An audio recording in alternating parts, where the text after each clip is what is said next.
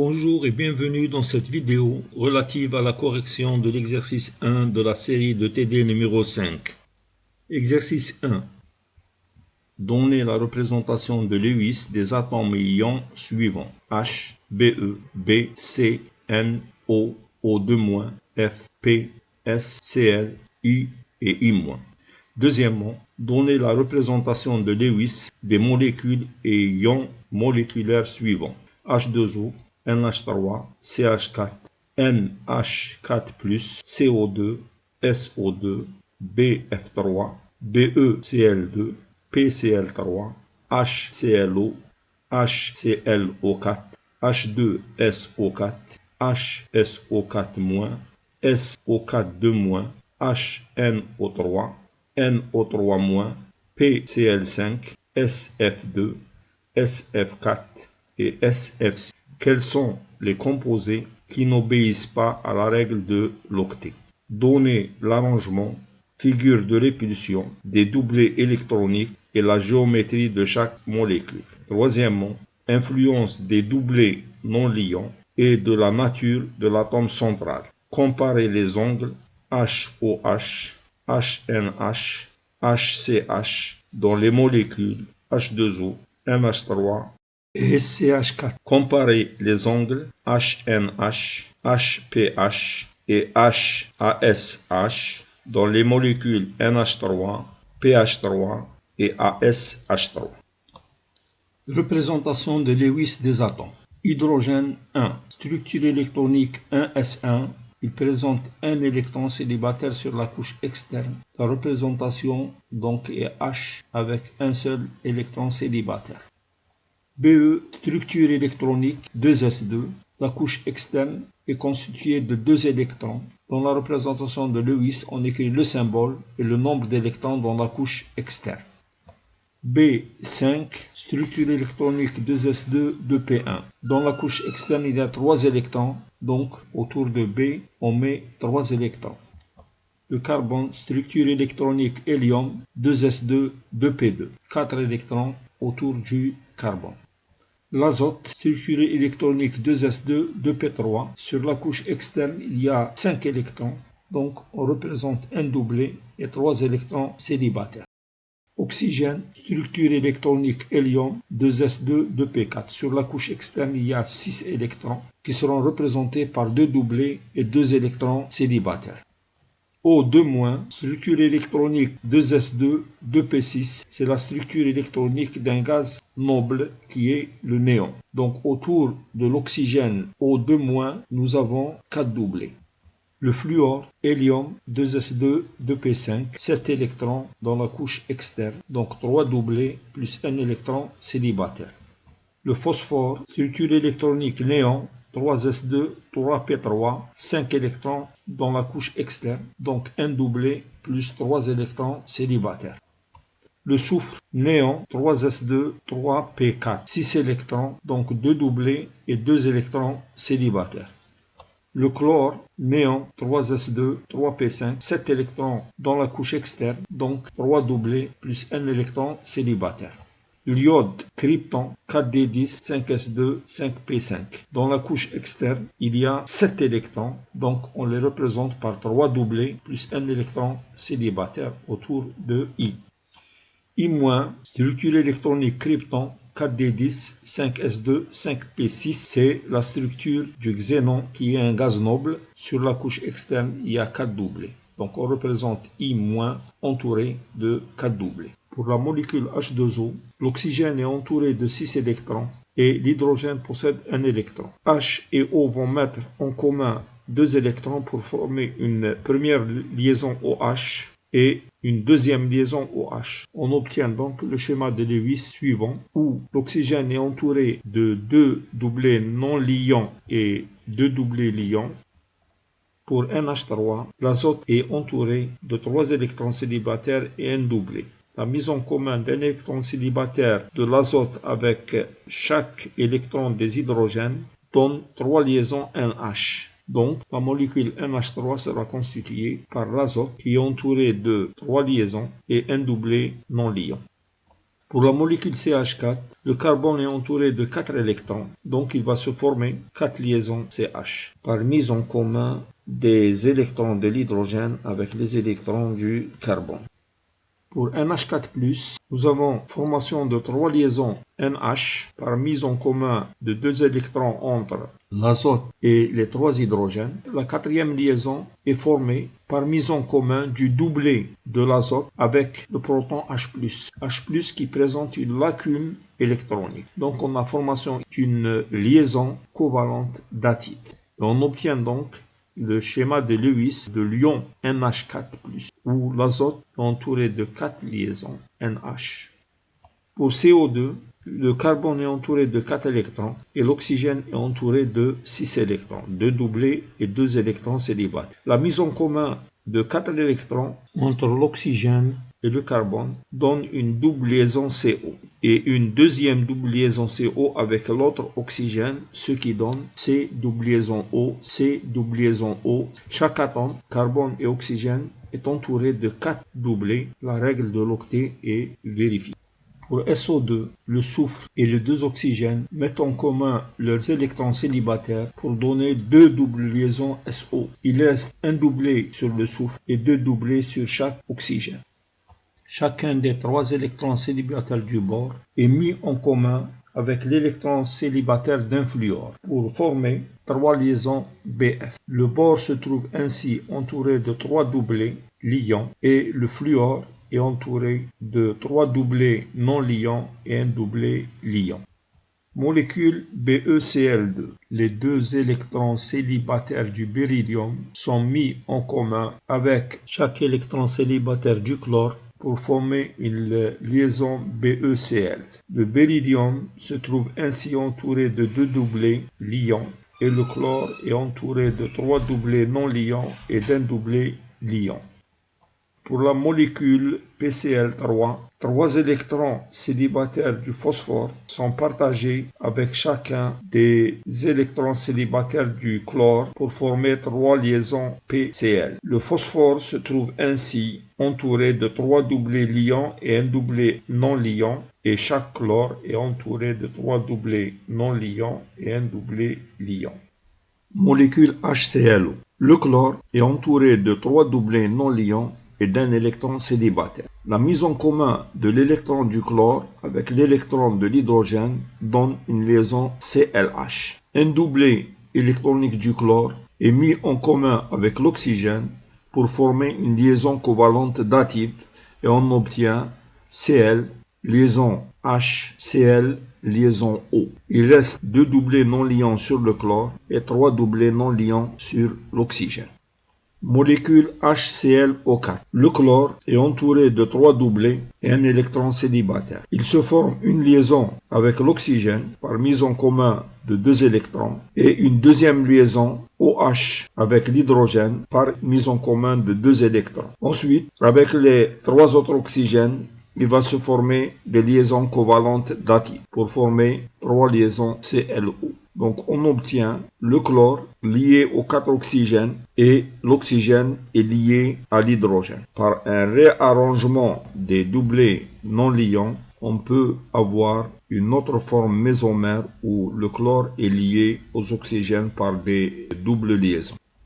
Molécule H2SO4. Le soufre, 2 doublés non liants et 2 électrons forment avec 2 oxygènes des liaisons SO. L'oxygène donne une liaison avec l'hydrogène et les doublés non liants peuvent être partagés avec les 2 oxygènes pour former 2 liaisons covalentes datives. L'oxygène forme alors une liaison avec l'hydrogène et on obtient le soufre lié à 4 oxygènes par des liaisons simples et les 2 oxygènes liés aux hydrogènes par des liaisons simples. Par un réarrangement des doublés non liants, on peut avoir la forme mésomère S liée à 2 oxygènes par des doubles liaisons et liée à OH par une simple liaison. La règle de l'octet n'est pas respectée dans cette dernière forme mésomère.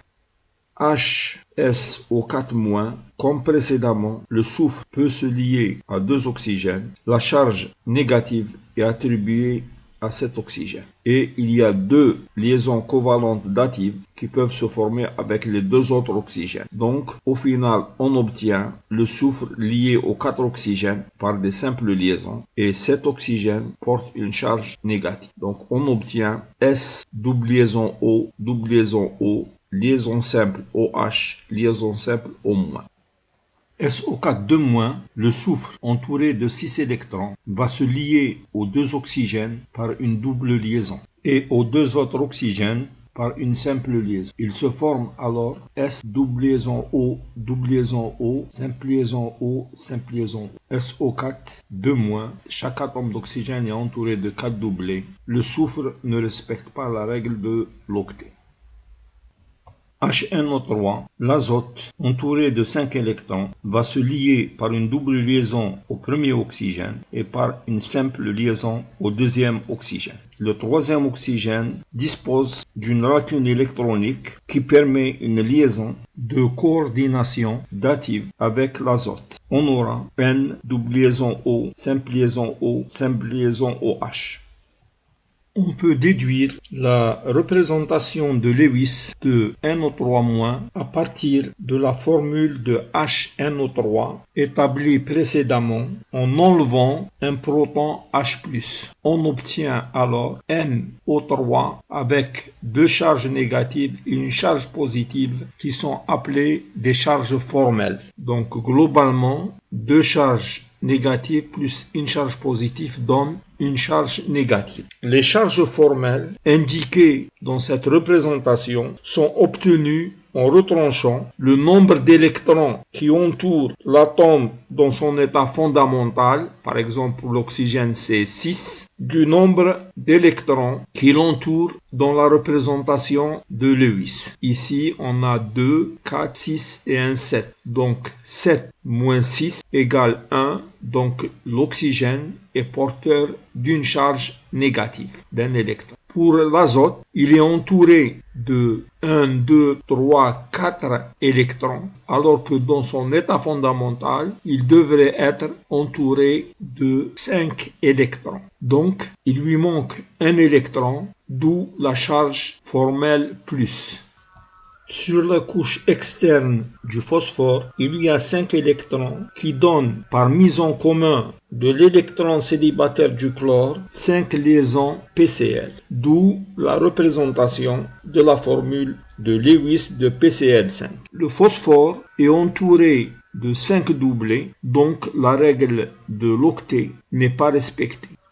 Pour SF2, le soufre est entouré de 2 doublés non liants et de 2 électrons célibataires. La mise en commun des électrons célibataires du soufre avec ceux des 2 fluors donne 2 liaisons SF, d'où on obtient la représentation de Lewis de SF2. Le soufre est entouré de 4 doublés et le fluor est entouré de 4 doublés.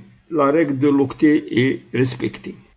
Molécule SF4. Le soufre est entouré dans un état excité de 4 électrons célibataires. La mise en commun de ces 4 électrons célibataires avec les électrons célibataires des 4 fluors donne 4 liaisons SF. Il reste sur le soufre un doublé libre qui n'a pas été utilisé. Autour du soufre, nous avons 5 doublés. La règle de l'octet n'est pas respectée pour le soufre. Et autour du fluor, nous avons 4 doublés. La règle de l'octet est respectée pour le fluor. Molécule SF6, le soufre dans un état excité est entouré de 6 électrons. Donc, il peut donner, avec le fluor, 6 liaisons SF. Et on obtient la représentation de Lewis de SF6 avec le soufre entouré de 6 doublés liants. Donc, la règle de l'octet n'est pas respectée pour le soufre. Par contre, elle est respectée pour les fluors. Figure de répulsion et géométrie des molécules. Pour la molécule H2O, le nombre de doublés autour de l'oxygène est égal à 4. Donc, on obtient une figure de répulsion tétraédrique. La présence de 2 doublés non liants qui occupent 2 positions du tétraèdre donne à la molécule une géométrie coudée avec un angle théorique de 109,5 degrés. Cet angle est en réalité de 104,5 degrés car il se referme à cause des répulsions doublé non liant et doublé non liant qui sont plus fortes que les répulsions doublé liant. Pour la molécule NH3, le nombre de doublés autour de l'atome central, qui est l'azote, est de 4. Donc la figure de répulsion est tétraédrique. La présence d'un doublé non liant donne à la molécule une géométrie pyramidale à base triangulaire. L'angle théorique est de 109,5 degrés, mais cet angle va se refermer légèrement à cause des répulsions doublé non liant qui sont plus fortes que les répulsions doublé liant. Molécule CH4. Le nombre de doublés autour de l'atome central, qui est le carbone, est de 4. Donc la figure de répulsion est tétraédrique. L'absence de doublés non liants autour de l'atome central donne à la molécule une géométrie qui est la même que la figure de répulsion, c'est-à-dire tétraédrique. L'angle est exactement de 109,5 degrés, c'est l'angle du tétraèdre. Ion NH4+. Le nombre de doublés autour de l'atome central, qui est l'azote, est de 4. Donc, la figure de répulsion est tétraédrique. L'absence de doublés non liants autour de l'atome central donne à la molécule une géométrie qui est également tétraédrique. L'angle est de 109,5 degrés. Molécule CO2. Autour de l'atome central, nous avons deux doublés qui se repoussent. Donc la figure de répulsion sera linéaire. L'absence de doublés non liants autour de l'atome central va donner à la molécule une géométrie linéaire avec un angle de 180 degrés. Molécule SO2. Autour de l'atome central, qui est le soufre, nous avons deux doublés liants et un doublé non liant. Donc au total, nous avons trois doublés. La figure de répulsion sera trigonale plane, c'est-à-dire triangulaire avec un angle de 120 degrés. La présence du doublé non liant va impliquer une molécule coudée avec un angle légèrement inférieur à 120 degrés à cause des répulsions doublé non liant qui sont plus fortes que la répulsion doublé liant. Molécule BH3. Autour de l'atome central, qui est le bord, il y a trois doublés, donc la figure est trigonale plane, c'est-à-dire triangulaire avec un angle de 120 degrés. L'absence de doublé non liant va donner à la molécule une géométrie également triangulaire plane avec un angle de 120 degrés. Molécule BeCl2. Autour de l'atome central, nous avons deux doublés. Donc, la figure de répulsion sera linéaire et la géométrie de la molécule sera également linéaire à cause de l'absence de doublés non liants.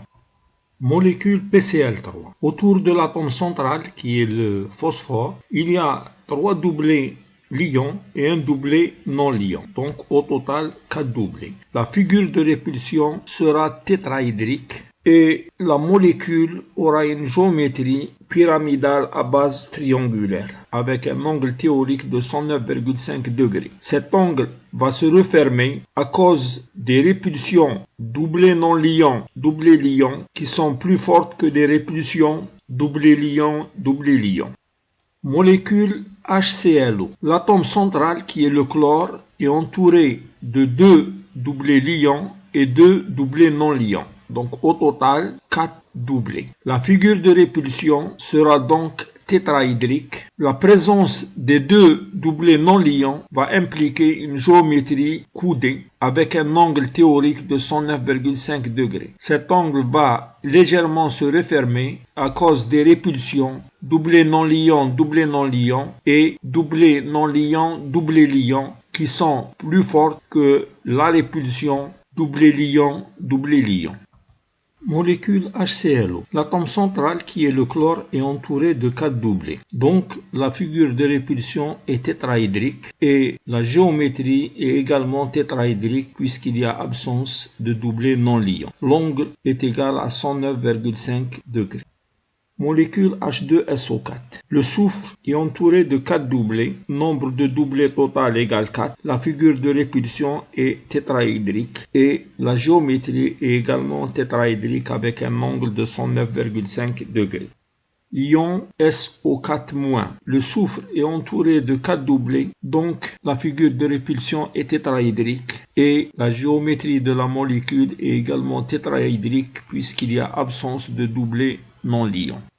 Ion SO4-. Le soufre est entouré de 4 doublés liants, donc la figure de répulsion est tétraédrique et la géométrie de la molécule est également tétraédrique.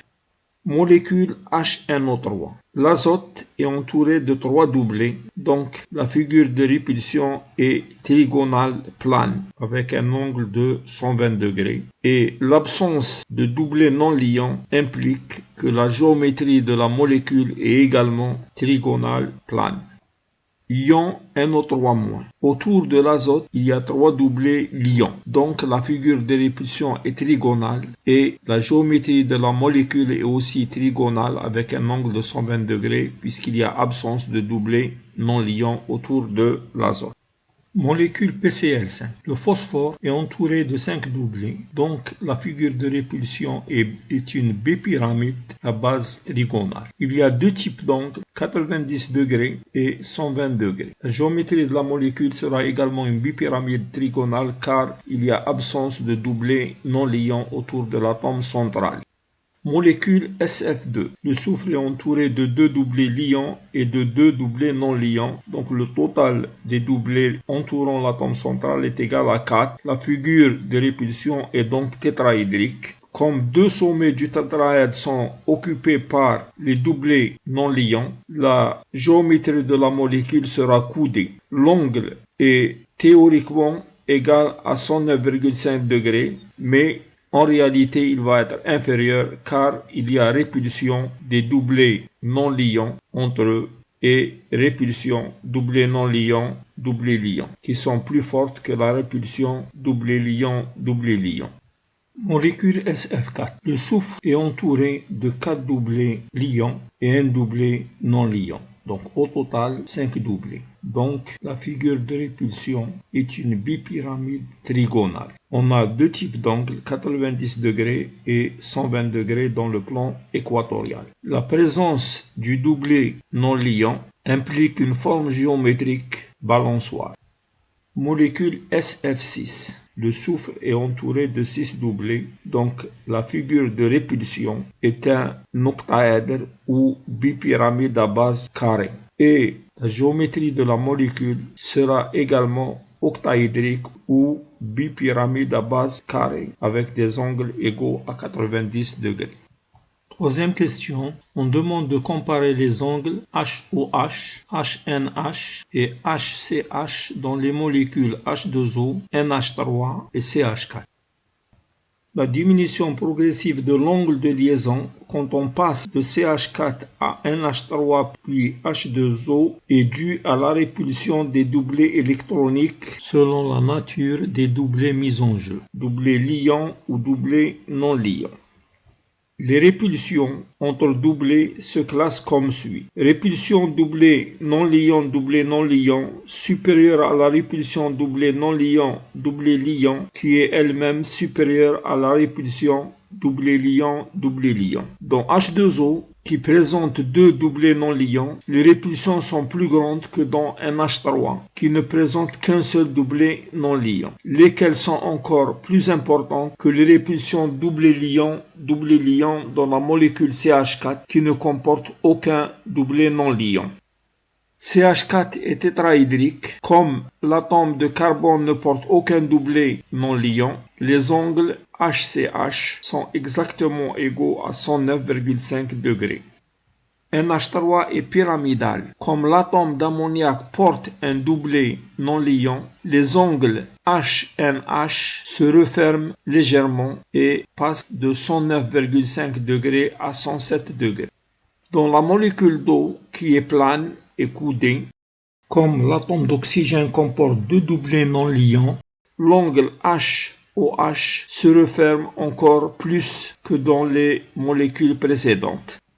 Influence de l'atome central. Les molécules NH3, PH3 et ASH3 ont chacune 3 hydrogènes et des atomes centraux de moins en moins électronégatifs. L'électronégativité de N est supérieure à l'électronégativité de P, qui est elle-même supérieure à l'électronégativité de AS. La figure de répulsion est tétraédrique, puisqu'on a un nombre de doublets total égal à 4.